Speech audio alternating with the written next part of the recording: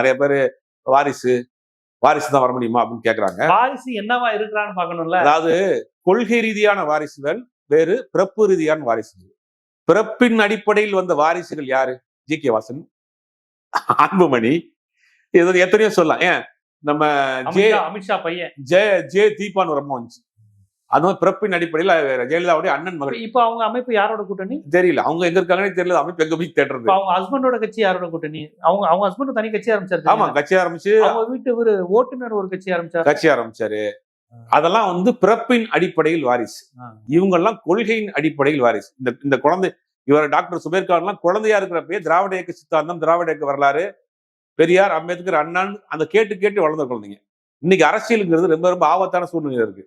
ஜெயிக்கிறான் அந்த கட்சிக்கு போயிடறான், இந்த கட்சியில ஜெயிக்கிறான் அந்த கட்சிக்கு போயிடறான். பக்கத்து மாநிலம் நடக்குது, பாண்டிச்சேரியில மொத்தமா மாறிடுறாங்க. முதல் நாள் வரைக்கும் இன்று வரை காங்கிரஸ் எம்எல்ஏ என்று அழைக்கப்பட்டவர்கள் நாளை காலையில் பிஜேபி எம்எல்ஏன்னு போயிடுறான்.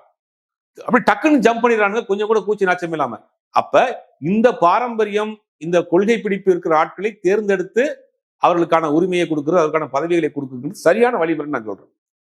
இப்போ உதயநிதி ஸ்டாலின் நீங்க கொடுத்துருக்கீங்கன்னா, அவர் வந்து முதலமைச்சருடைய பையங்கிறத தாண்டி அவருடைய பெர்ஃபார்மன்ஸ் எங்க எப்படி இருக்கு?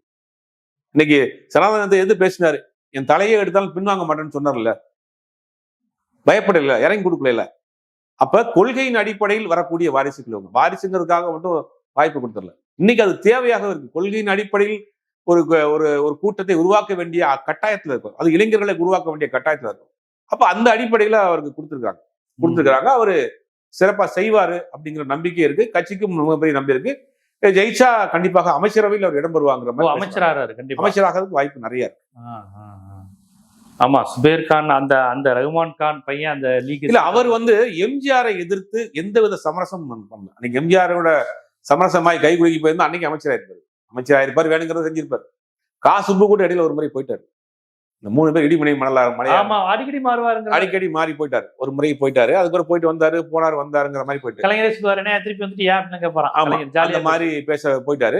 இவங்க 2 பேரும் கம்யூனிஸ்ட் கட்சிக்கெல்லாம் போயிட்டு வந்தாரு, கம்யூனிஸ்டுக்கு போயிட்டு வந்தாரு, அதிமுக போயிட்டு வந்தாரு, போயிட்டு உடல் எல்லாம் சரியில்லாமலாம் போச்சு. ஆனா இவங்க வந்து ரொம்ப திராவிட இயக்கப்பட்டு கலைஞர் மீது உள்ள ஒரு நம்பிக்கைக்குரிய நபர்கள்ல ஒருத்தவங்க.